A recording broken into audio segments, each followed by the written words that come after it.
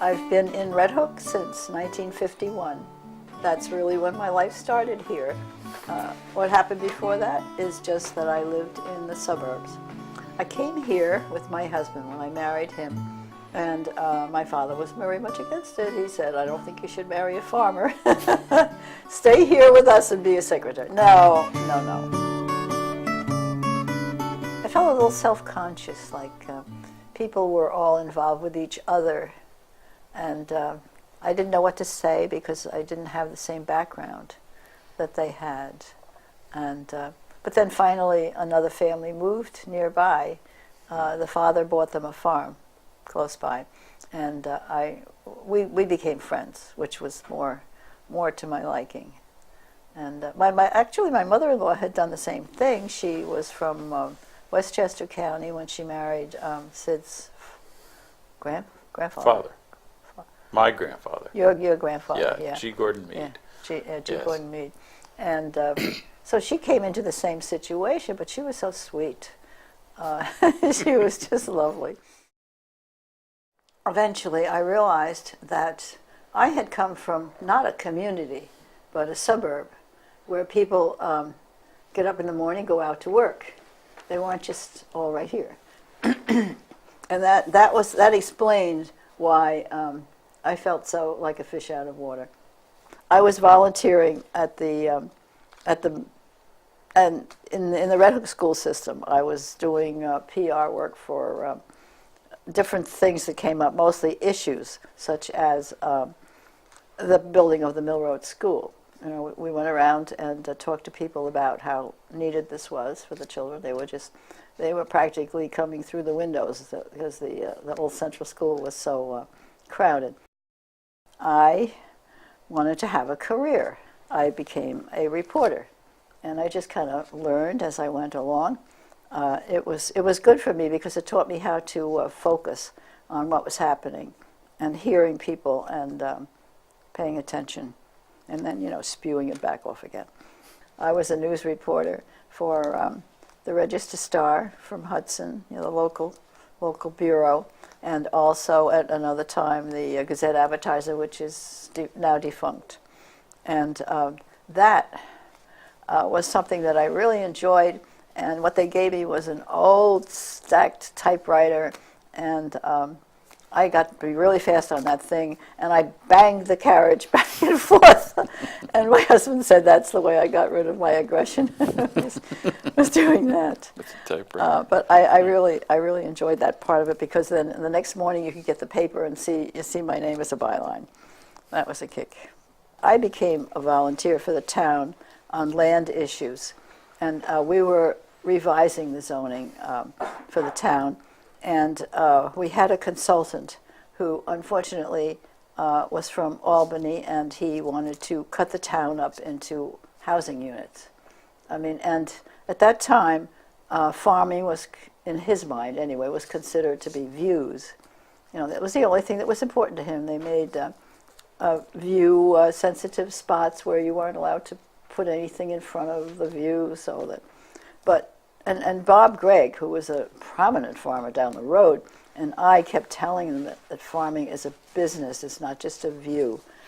And then anyway, we wrote the open space plan, the agricultural part of it. Then after that phase, I stopped my career. I came back to the farm, and I became the retail manager here, because we were just developing Pick Your Own, and we had a little farm stand. And Chuck and Sid started growing. Was Sid still here? Yeah. Yeah. Oh, yeah. They started growing more vegetables. At first it had been strictly fruit. The farm was a general farm to start with, and by the time I got here, they had just discharged their final cow, which my husband used to work to milk every day. And this is a good story. I don't know, Chuck usually tells this story. Do you want to tell this story? Sure, I could tell that story. Yeah. My dad and my grandfather milked cows in the big barn, They had By Guernseys. hand. Oh, of course. Well, maybe we need to say that. They melted by hand. And the milk went to the railroad siding, which is right near Max Agway now. And the milk would get picked up in cans. And I don't know where it went to get processed, but it went somewhere. And but then sometime in the mid-'30s, they tore up the railroad tracks. The Hucklebush. Yeah, it was commonly called the Hucklebush Railroad, but it started in Rhinecliff and went up to Hartford. And so the milk had to go somewhere else. So they obtained a hand crank separator that you pour the milk on the top and you turn the crank and cream comes out one spout and skim milk comes out the other spout. And the skim milk was fed to hogs. They raised hogs. Was that here or everywhere? I don't know. I know that that's what they did here. Oh, okay. I don't know about other farms, what they did. And then the cream was sold, they had a route that they would go around. And so my mom's aunt lived over near Tivoli on 9G, just past Kidd Lane, and she was one of the cream customers. So correct me if I'm telling this wrong. No. So that she decided to fix up her niece with the good-looking cream guy. And so the rest, as they say, is history, and I look a lot like the milkman. So, well, if we go back to my grandfather, he bought the farm in 1916. He grew up in Greenwich, Connecticut. His dad was a builder. He wasn't a farmer. He had a business degree from Yale. He went to New York City and he was working, we don't know exactly what he was doing, something in business in New York City. He was like on Wall Street. Yeah, maybe he was, yeah. So, but at some point he decided he wanted a farm. And so he went to Cornell. They had a 2-year course for people who didn't grow up on farms, so they didn't have the experience. So he took that course, and because it was for folks without experience, you had to work all summer. You know, it was a full 2-year course, so the summers you had to work on a farm. So the first summer he was on a farm somewhere near Hartford.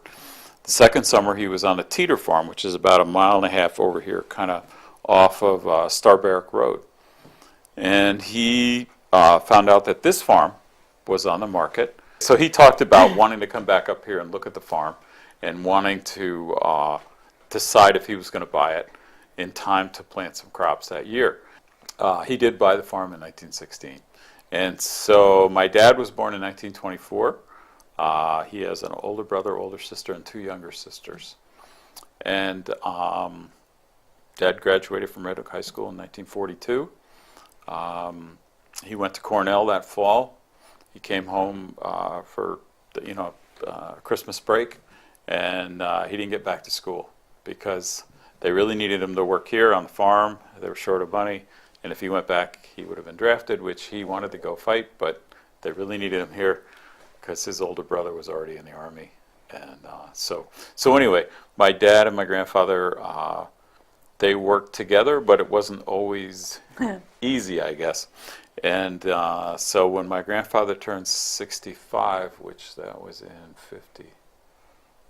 53, something like that, he retired, which is a little unusual, but he retired and my dad took over. And so, my dad, as my mom had mentioned, he didn't want much to do with livestock, so he got rid of the cows, the chickens, the hogs, all that stuff went, and he planted more apples. Well, my grandfather, I don't know that he really liked the livestock either, because he didn't grow up farming. And we had a neighbor who used to tell my brother and I, when we were small, how poorly my grandfather had always treated the draft horses.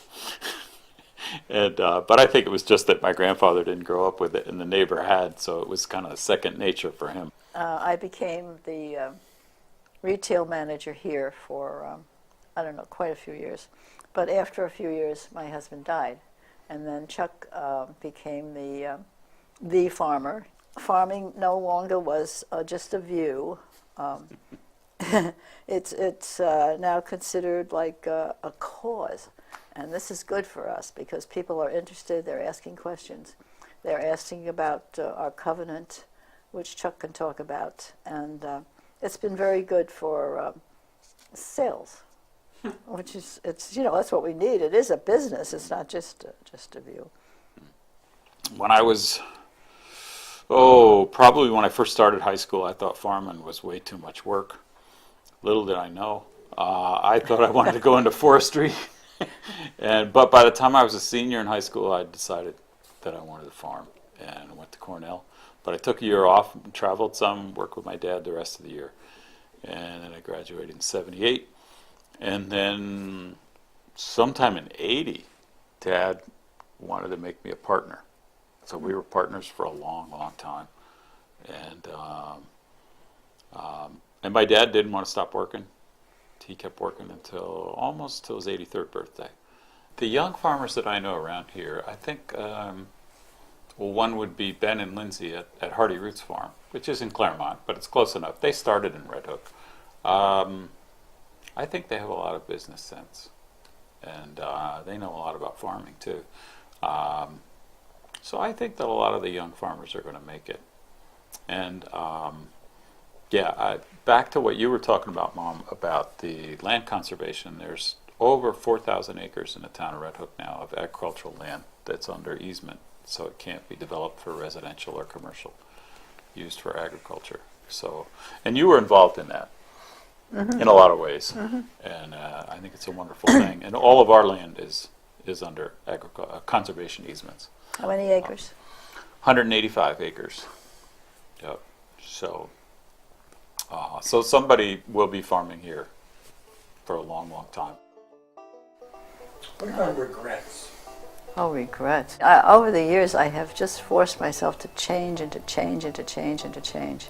I'm just almost, well, I'm sure I'm not a different person, but I certainly think much differently from what I did.